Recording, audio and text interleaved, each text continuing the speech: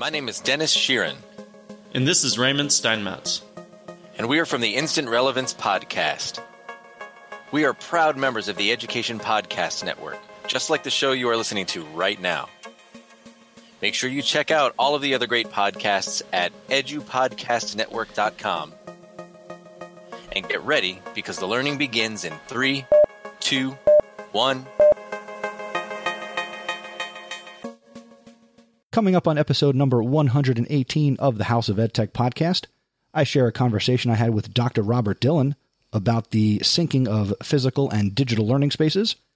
I've got an EdTech recommendation that will bring back a new twist on a 30-year-old classic video game. The EdTech thought we're going to get a little more genuine and a little more authentic. And of course, we have the House of EdTech VIP. Cue the band.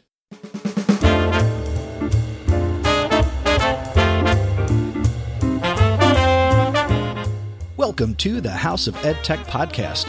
I am your host, Chris Nessie. The House of EdTech explores how technology is changing the way teachers teach and the impact that technology is having in education. I discuss technology that is changing our classrooms and schools, and I share tools and tips that you can hear today and use tomorrow. You're going to hear the stories of teachers, leaders, and creators just like you. The purpose? Whether you use it or not, technology is changing the way you teach and how your students learn.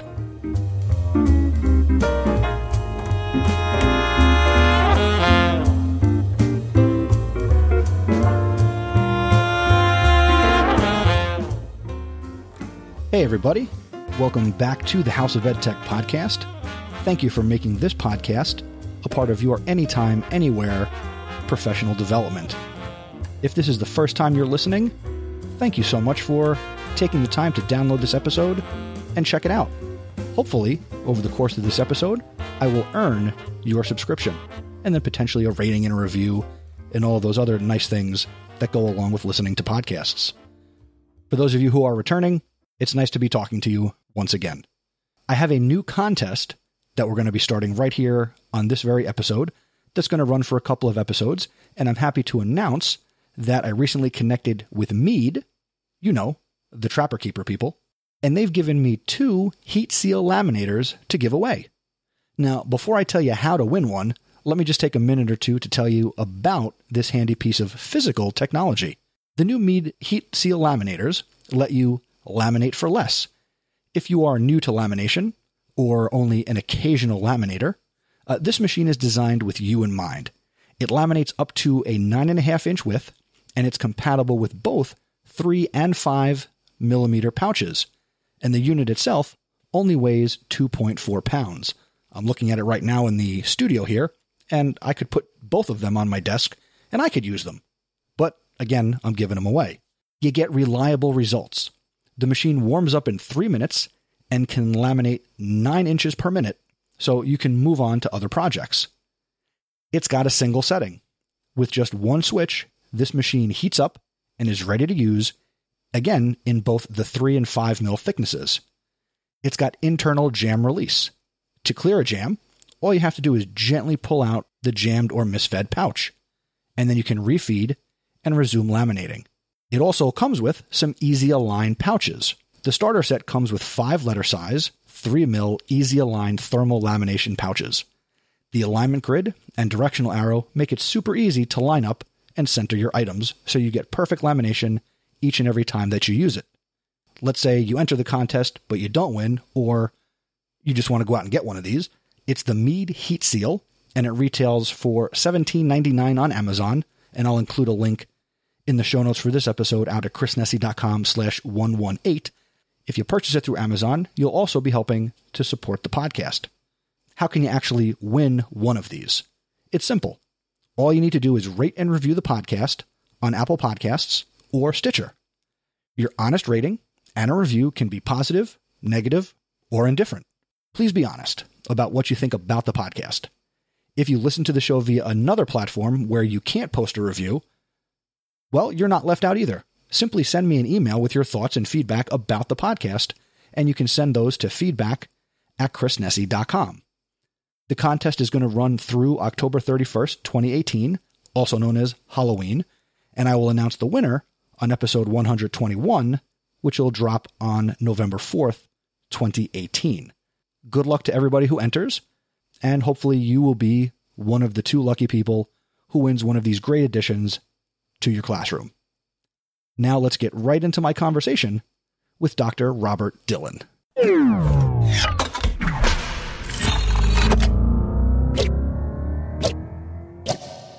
Dr. Dillon has served as an educational leader throughout the St. Louis area over the last 20 years as a teacher, principal, and director of innovation. Dr. Dillon has a passion to change the educational landscape by building excellent, engaging schools for all of our students. Dr. Dillon has had the opportunity to speak throughout the country at local, state, and national conferences, as well as share his thoughts and ideas in a variety of publications. He's the author of multiple books on best practices in learning.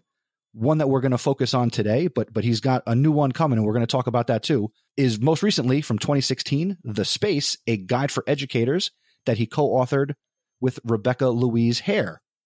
Dr. Dillon, welcome to the House of Ed Tech.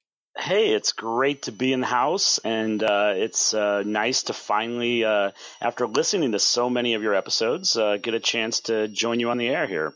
Well, now I'm audio blushing. Thank you for listening. It's funny. Do you have this thing where when you're listening to podcasts, you remember like where you were? Like I have like location because I run a lot when I listen to podcasts. So I have all these like I remember when I listened to your podcast with Don Wettrick, I know exactly where I was running. It's kind of crazy. I have these weird podcast moments like that. Now, I don't do a lot of running. Don't get me wrong, but they don't move fast enough for me to run to. But I do listen on the bike. But yeah, definitely. So there's a couple things that I hope we can discuss over the next X minutes. I don't want to feel like I'm limiting us, but I want to talk with you today and have you share about physical learning spaces and digital learning spaces. Now, in a recent blog post, I'm going to quote you, so you should be familiar with the words. You say, quote, "Racing to buy furniture is also the fastest way to achieve a small impact on learning and perpetuate a fad-chasing culture," end quote, you. So it sounds like from that quote, and I read this post, it sounds like that maybe you also throw up a little bit in your mouth every time somebody talks about the idea of the Pinterest certified classroom. Yeah, it's so hard to see kind of all of these decorations in classrooms, people celebrating and getting likes and comments and kind of just that whole like momentum of madness that comes from just not using what we know about brain science in classrooms, but from what we like or what's cute or fancy. And so when I'm ever working with schools and districts, the first thing I say is this is not about cute, fancy, or neat. And so that's the core of my work is getting beyond those things. And you know, the other piece is those really beautiful classrooms. And I applaud the hard work, right? And teachers are working their butts off. They're doing that. It may, you know, kids may love being in there, but may not affect learning. But the thing that gets me is that 90% of our classrooms in America are never going to look like that. And so there's just another level of guilt on teachers like, well, I guess I'm not doing it good enough.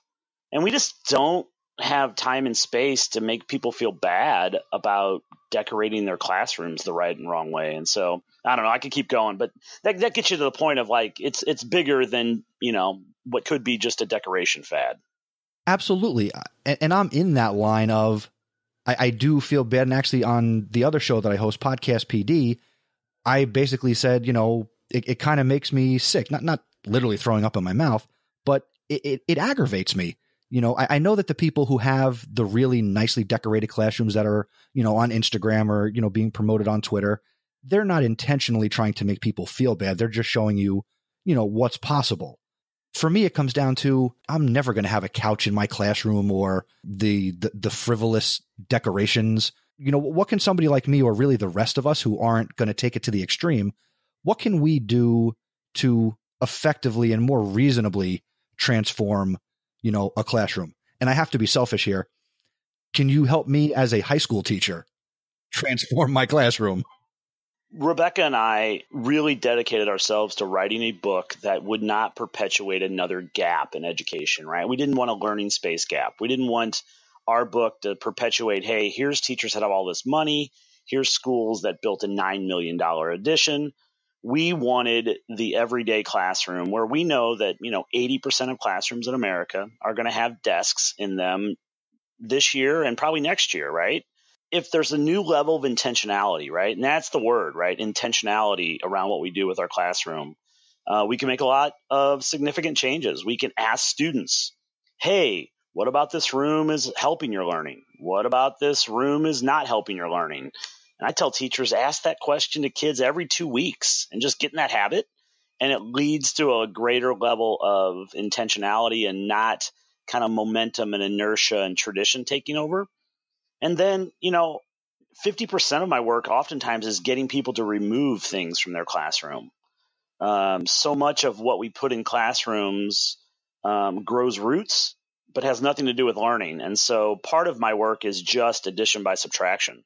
And I love that you say that because, well, I have my set number of desks and, here at the beginning of the school year, as we're having this conversation, I'm still getting an email, mass email from my colleagues about who has a desk that they can get rid of because, my class needs more desks or, things like that. So that's one way that I can subtract. You know what? The other thing, though, Chris, jump in and I'm like, do we really need a 1-to-1 butts to seats ratio? Like, that's the thing that I try to break in some classrooms. If you have 25, 27 kids, are they always all there? And if they are, do you think the kids will figure it out? I'll stand in the back for 10 minutes. I'll sit on the floor over here. I'm fine. I'm good. Like, you can create so much space by just getting past kind of that 1-to-1 butts to seats ratio in your classroom as well. See, now that intrigues me, but what type of success or results have you seen with that in a high school classroom? Yeah. And, I started the first time I brought this up, I was working in Texas with a high school math teacher. And when I said, why don't you go with 20 seats? And he goes, I have 25 kids. I'm like, yeah, go with 20 seats. He just kept staring at me like I didn't understand what he was saying. And I said, you know what? Try it for 48 hours. Like, I'm going to be here all week. Take them out on Tuesday. Let's see how it works on Wednesday. Let's see how it works on Thursday. And if it's not working, bring them back in. Because part of this is just about experimentation. And our kids are so ingrained about come in, sit down, be quiet, do the opener. Sometimes the learning space changes help to kind of break a whole bunch of other norms and routines in a classroom as well.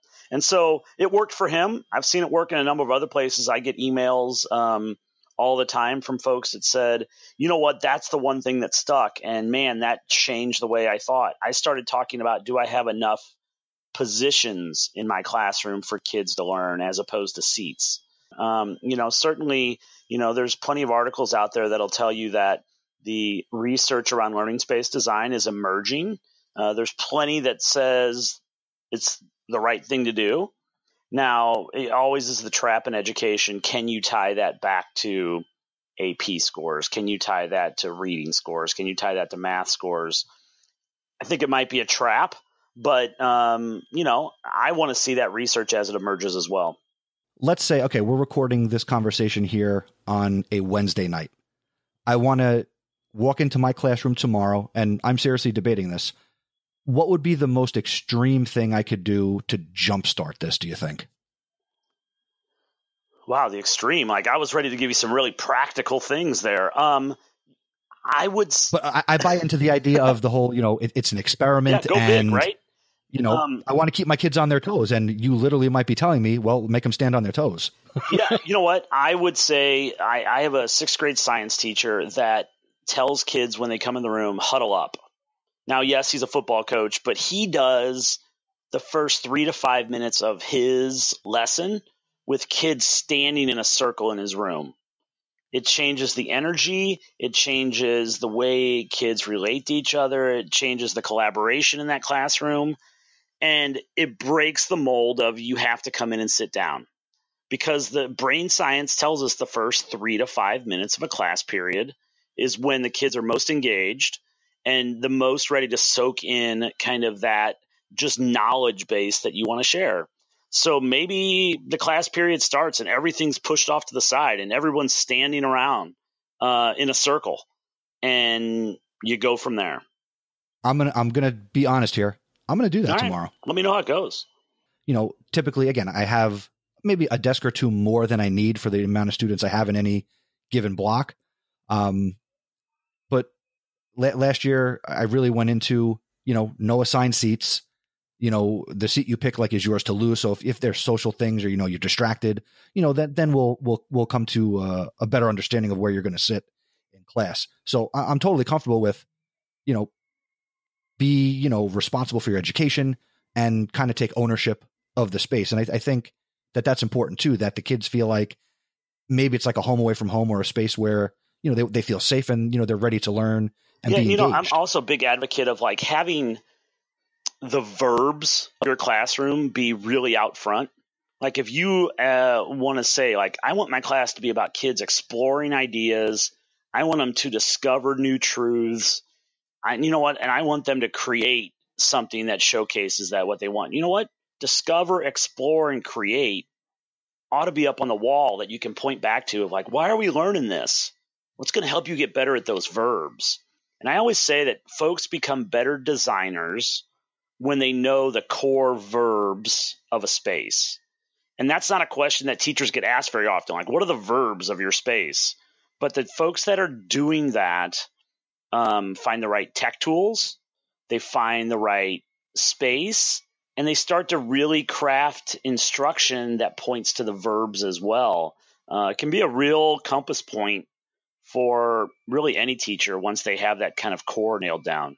I never looked at it that way, but when you just define the verbs of your classroom and you gave a couple examples, I know what my verbs are, and they're create, communicate, and collaborate, and think critically. So it kind of messes up the whole C thing. I'm now inspired also to make those words visible and literally be able to point to them and say, here's what we're doing, here's why we're doing it, and be able to look on the wall and, know and be able to focus on those things. I think that's a great idea. And I'm assuming you've been back just a week or two, right? Being you guys Labor Day start out there in New Jersey, I assume. Yes. Yeah. And so give it another couple weeks. But the other thing you can do on a Monday morning, say the first Monday in October, walk in and say, hey, over the weekend, I did a bunch of things in here. Tell me what's new in the room. And when kids start naming stuff that's been up for a month, you start to know that things that you've had hanging on your walls were basically invisible to learning. And if they were invisible, they only have one opportunity. They can only be a distraction. And so it's just interesting to know from students what they do notice and what they don't notice in your classroom. And just another way to kind of build them back into the design cycle of your space. I actually don't hang a lot of stuff up in my classroom. I think that's okay. They kind of tell us, hang student work up. But I'm also, again, being passionate about education and technology, my kids aren't producing a lot of hand-drawn posters and, things of that nature. We do a lot of things, digital. So there's not a lot of that. I'm not going to print out an essay and hang it on the wall. Yeah, and I think that's okay. I think that, I don't like stark rooms. You don't want to feel like you're, coming into a, hospital surgery center. But at the same time, we are more apt to overdo that than we are to underdo that. And so I'm sure the students enjoy being in the room. They do enjoy it, but when you say a very stark, empty hospital-like room, that's actually more what my room is like. Full disclosure. Yeah.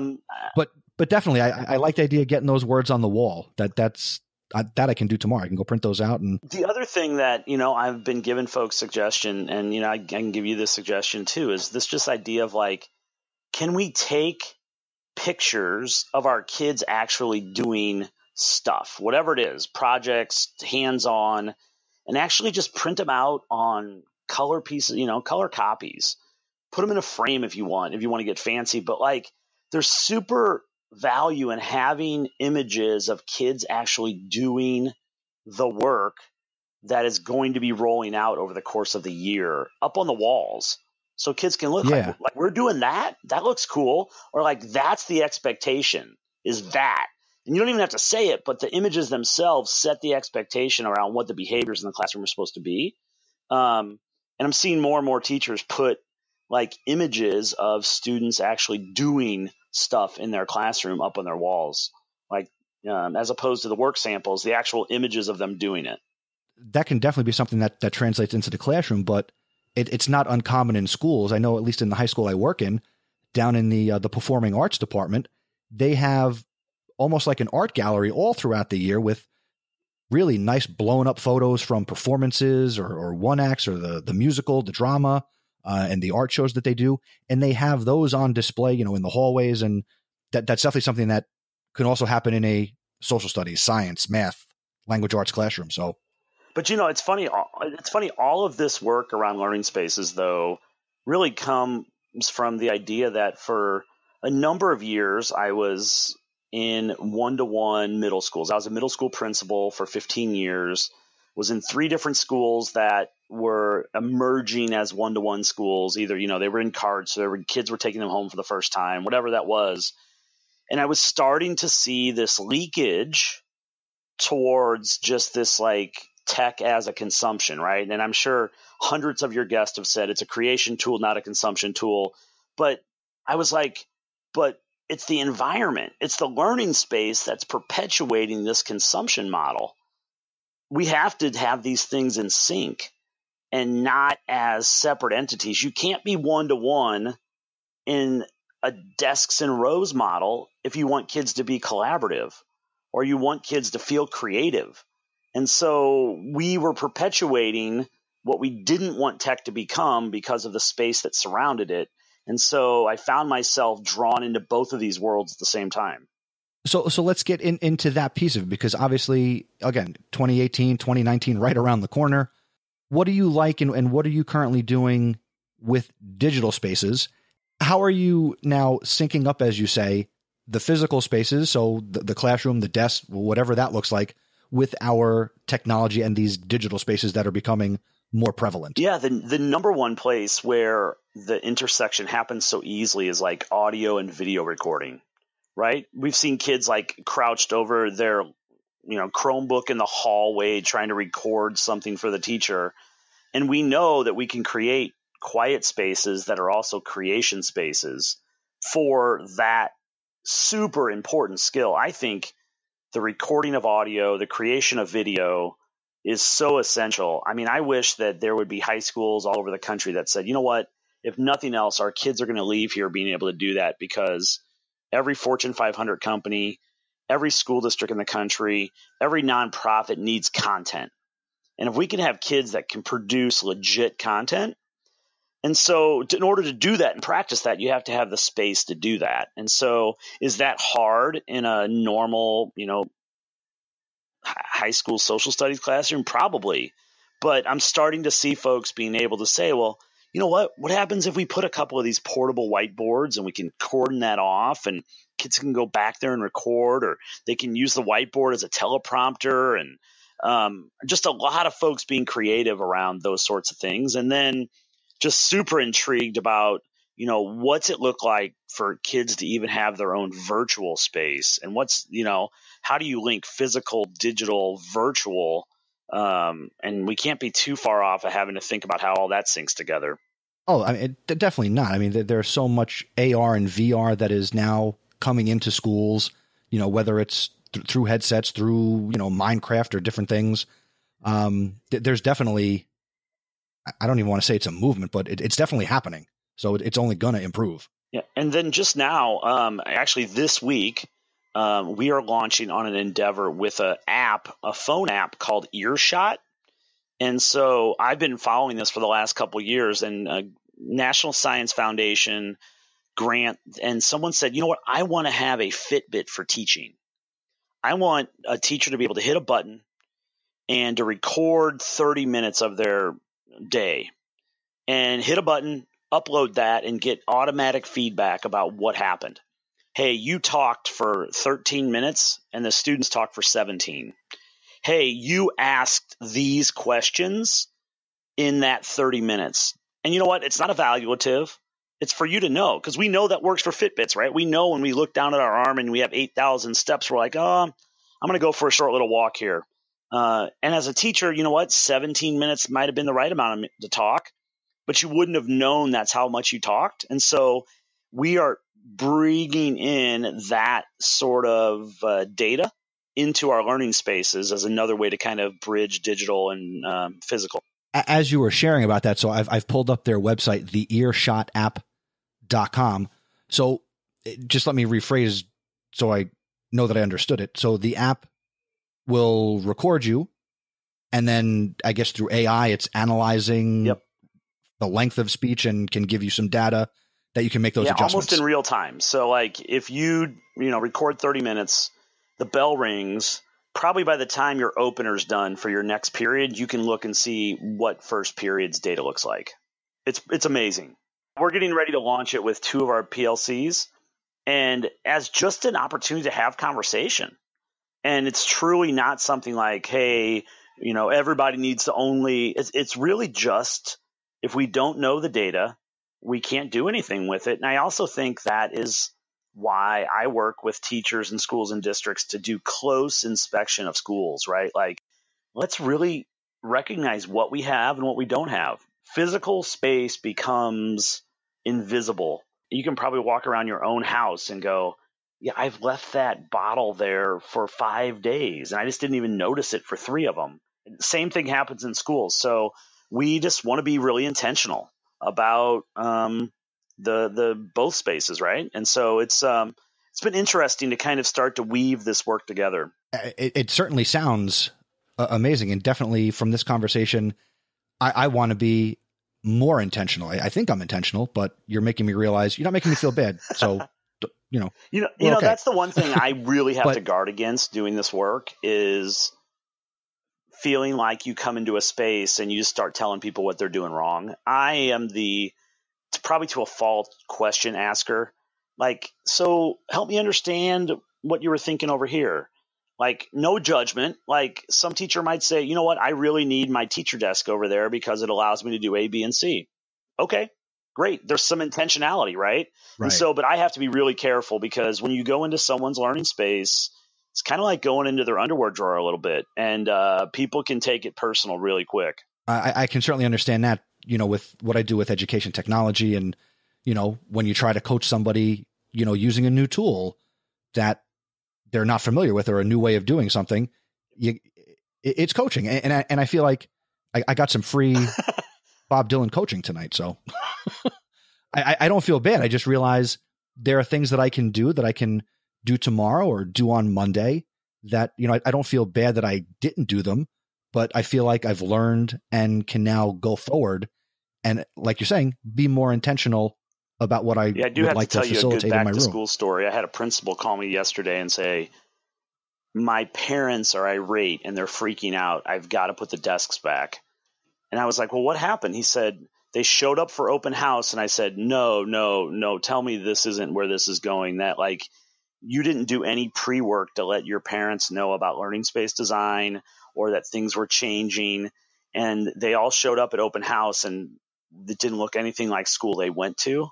I said, oh man. So, okay, let's rewind. But like that can be part of the downfall of this as well, is just we have to educate both the community and the parents about why these shifts are happening. And it's not about cute, right? It's about like the brain science tells us that these changes help kids to be more engaged and more joyful. And engagement and joy are leading indicators of kids to do well in their learning. And so it's, we have to keep that message alive over and over and over again. Just like digital and social media have allowed us to do that for telling our story. We've got to tell that learning space story too, where it all starts to come unraveled. 2 things. One, I see what you did with that story because you picked up on my enthusiasm. So you want to make sure that when I go to do this, I don't make the same mistake that principal did. So I need to let people know what I want to do, why I want to do it, which I'll do. So talk to my supervisor, talk to the kids. So I understand what you did there. And number 2, you talked about the research is out there. Now, you've done the research, you've read the articles. Is there anything, well, let me phrase it this way. Would you be willing to share with me some articles that I could put in the show notes that people can go to read some of the research that supports all of this? Yeah, absolutely. And, I've actually kind of broken it all out into kind of a really strong kind of 1-page document that everything from higher ed researcher would want to look at to teacher in the classroom, and happy to share that for the show notes. But the people to look to are at the University of Melbourne in Australia. They are actually doing the best research around this work. And, they are the ones that are really defining the terms, doing the real hard research. And I'm excited to see what emerges because, Australia and the EU are probably a decade ahead of where most U.S. schools are in this work. And so that's where the emerging research is coming from. That's fantastic. And I appreciate you mentioning that and also being willing to share. So make sure those of you who are listening, you head over to chrisnessy.com/118, where we will include this in the show notes so you can check out the research for yourself and hopefully check out Dr. Dillon's book and all of the great resources and his website. But first, before we let you go, you also do some consulting work. Your home base is St. Louis. Can you share just a little bit about the consulting work you do? And for those who are listening, how they can kind of bring you in? Sure. Yeah, it's been a lot of fun the last 3 or 4 years actually getting in and working with a ton of teachers and a ton of schools. And so that can look like Keynote. That can look like a bunch of work sessions. And my favorite is I get to come in for a year or 2 years and really build a deep partnership around this work. And I'm doing that in a number of places, New York and California and DC. And right now, and actually an amazing project here in St. Louis, which doesn't happen very often. You don't usually get to do consulting in your own backyard, but I'm working on 30 pre-K spaces in St. Louis public schools. And these kids need beautiful, amazing spaces, and I get to play a small role in that. So I'm excited about that. And then I continue to write. And so it is not hard to pick up some content that I'm floating out there, whether it's a podcast or one-pagers or protocols, a lot of that stuff coming out over at Dr. Robert Dillon on Twitter. And then really proud of the latest book that just came out on parent partnerships. When I finally realized that schools definitely need a new playbook on how to engage parents. And so that's the latest. And, I'm always tinkering around with all things education. I'm a learner by trait, and it keeps me alive and keeps me in love with what I'm doing. So it's been a lot of fun to be all around the country, just really being a learner with other people. That's awesome. And you're certainly, as we said in the introduction, you are changing education one step at a time, one classroom at a time. So, I mean, that's awesome. And I love to hear about what you're doing in those kindergarten classrooms, because as if starting school wasn't exciting enough, they're going to have these amazing spaces that will really make a great impression on them as they start their learning careers. So fantastic stuff all around. What are the best ways that somebody can just reach out to you and learn more from you and talk to you? 3 ways. I am at Dr. Robert Dillon on Twitter. drrobertdillon.com gets you to my website, which is currently under construction, but headed to a beautiful new reemergence. And then rdillon25 at Gmail gets you to me the old-fashioned way via email, right? So all of those, and I'm usually quick to respond. I tell teachers all around the country, send me pictures of your classroom and we can start a conversation for free. And so I enjoy doing that as well. Hey, there you go, folks. Take him up on his offer, send him those pictures. And I, just to close it out, I love that you said that email is now the old fashioned way. I think that makes me laugh on the inside. I know. I thought you'd get a kick out of that. Thank you so much, Dr. Dillon. I appreciate you spending the evening here in the House of Ed Tech. Thanks for having me. And thanks for all your hard work.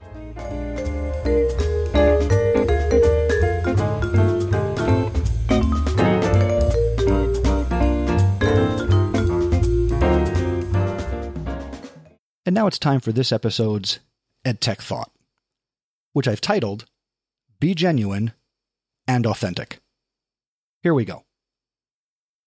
From the first time I entered a classroom, I've been very intentional about being genuine and authentic with students, or if I'm leading professional development, the adult learners in the room I'm working in.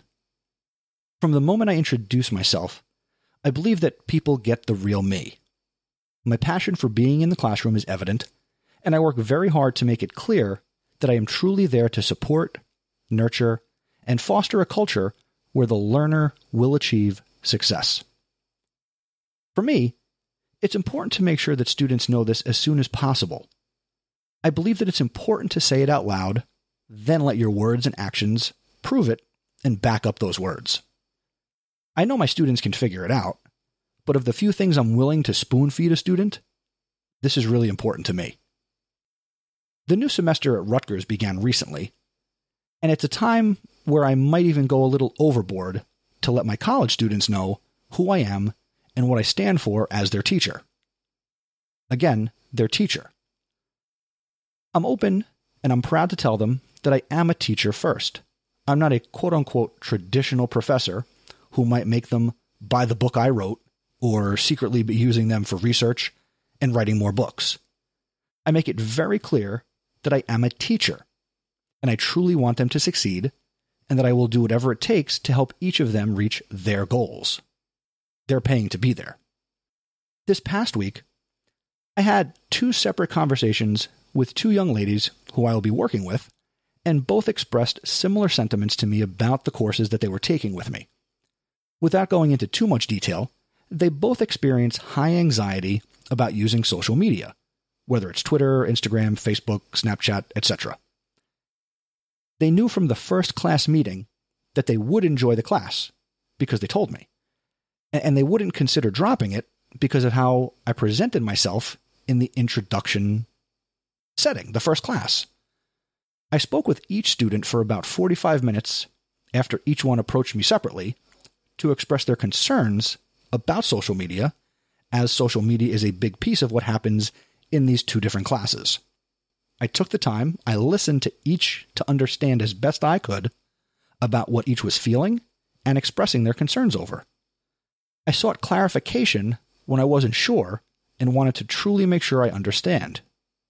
I truly listened. I was present.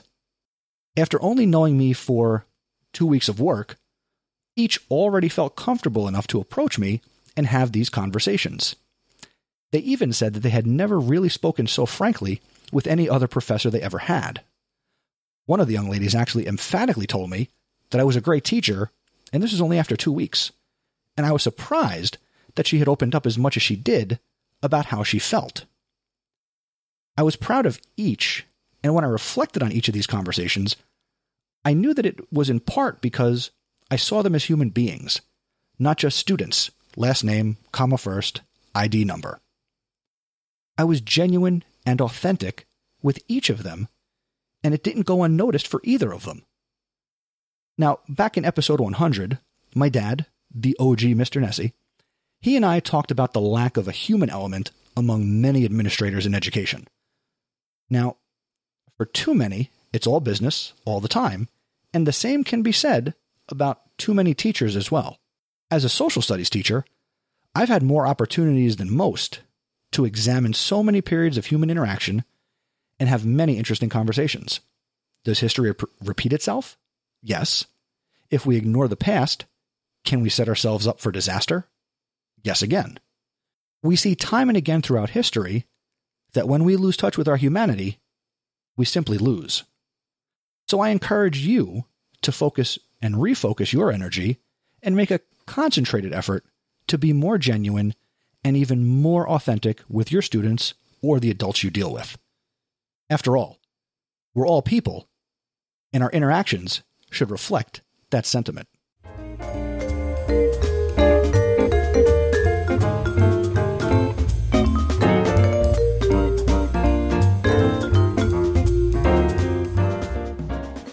And now it's time for this episode's House of EdTech recommendation, and I have a podcast to recommend for you. Last episode, I made mention of a new podcast coming to the Education Podcast Network that I myself would also be producing, and that podcast is called the Partial Credit Podcast.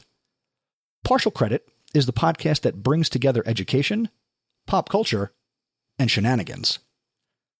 It's hosted by 3 fantastic educators who I've gotten to know: Jeffrey Heil from San Diego, Donnie Piercy from Kentucky, and Jesse Lubinsky from nearby New York State.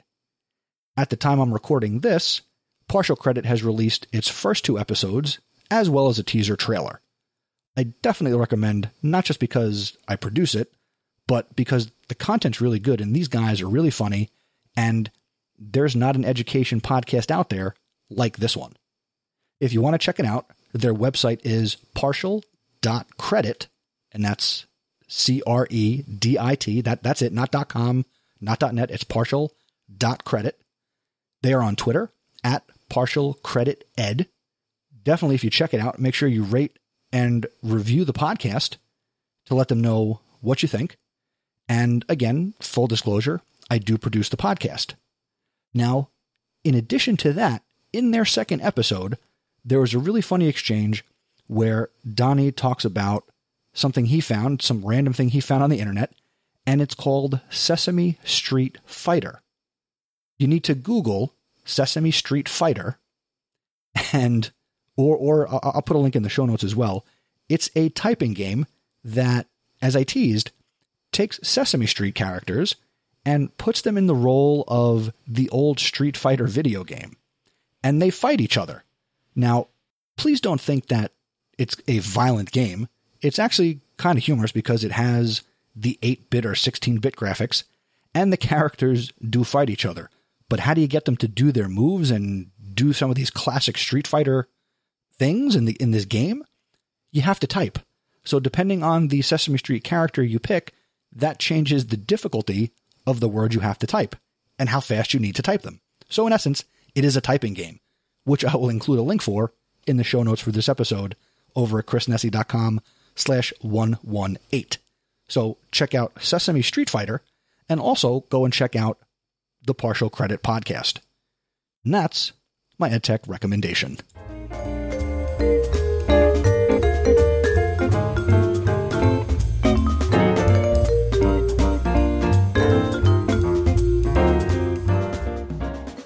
And now it's time for this episode's House of EdTech VIP, and I'd like to introduce you to Miss Monica Spillman. Monica is a tech-loving special education teacher from Northwest Georgia who wants to help all students learn. She fits right in with the rest of us. And she believes that school should be the best place that we can make it. EdTech is an awesome way to accomplish both. Monica has a master's degree in the art of teaching from Walden University, and as an undergrad she studied sociology and psychology at Jacksonville State University. She's a Google certified trainer who is passionate about sharing with other educators. Monica has presented a number of great topics, including, but not limited to, sketchnoting, G Suite, social media for professional development, which I looked at it. It's a great presentation. I wish I could actually see her do it, because I've done that before myself. And she's also presented on student creation. She blogs on her blog titled Here's My Spill, and you can find that at here'smyspill.blogspot.com. And you can also get to her website at bit.ly/mspillman, and that's SPILLMAN. And she is on Twitter at Mo Spillman, MOSPILLMAN. Connect, let her know that Mr. Nessie sent you, check out her work, and congratulations to you, Monica. You are a House of EdTech VIP.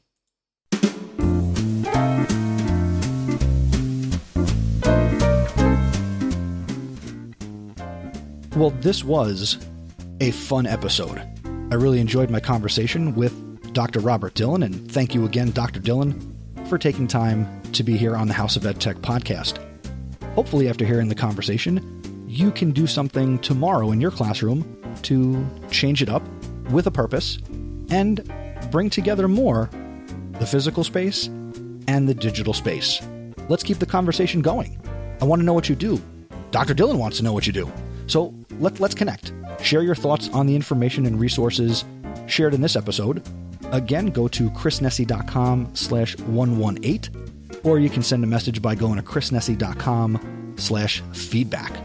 Speaking of feedback, I wanted to stick in here at the end a big thank you to a number of you who shared many kind words about episode 117, where my son Miles was my guest and he shared his first grade perspective on education and technology and a few other things. Now, I fully intended to have him be a part of this episode in a little way and share that feedback and have him hear the feedback along with you and me. But he wasn't available at the time of the recording, so I will make some time to sit with him, play the feedback, read it to him, and he will certainly come back, hopefully, in episode 119. But I make no promises. We'll see. He's very busy. Now, if you enjoy the podcast, and at this point, how do you not, right? Do me a favor. Tell somebody else about the House of EdTech. If you share it on social media, use the hashtag House of EdTech, or tag it on Instagram at House of EdTech, or Twitter at House of EdTech, because the word of mouth, that's the best way to share a podcast you enjoy. And if it's not this one, well, there's got to be one you do enjoy, so tell other people about that one. The other thing you can do is you can become an awesome supporter of the podcast. My Awesome Supporter program is powered by Patreon.com, and many thanks to my awesome supporters, Eric Kurtz from ControlAltAchieve.com, Dan Gallagher from GallagherTech.edublogs.org, Peggy George from Classroom 2.0 Live, Jen Giffen from the Shooks and GIF podcast, Mark Grindell, Jeff Herb from InstructionalTechTalk.com, Mike Messner, and JP Prezavento, who is the host of the Bits and Bytes of Education podcast over on jpprez.com. And his recent episode featured yours truly, so go give that a listen. And thank you to Scott Titmus, Brent Warner of the EdTech.tv podcast as well. If you want more information, go to chrisnessy.com/awesome. The next episode of the podcast is 119, and that comes out on October 7th. Until next time, thanks for learning right along with me, and remember, using technology isn't difficult, just give it a try.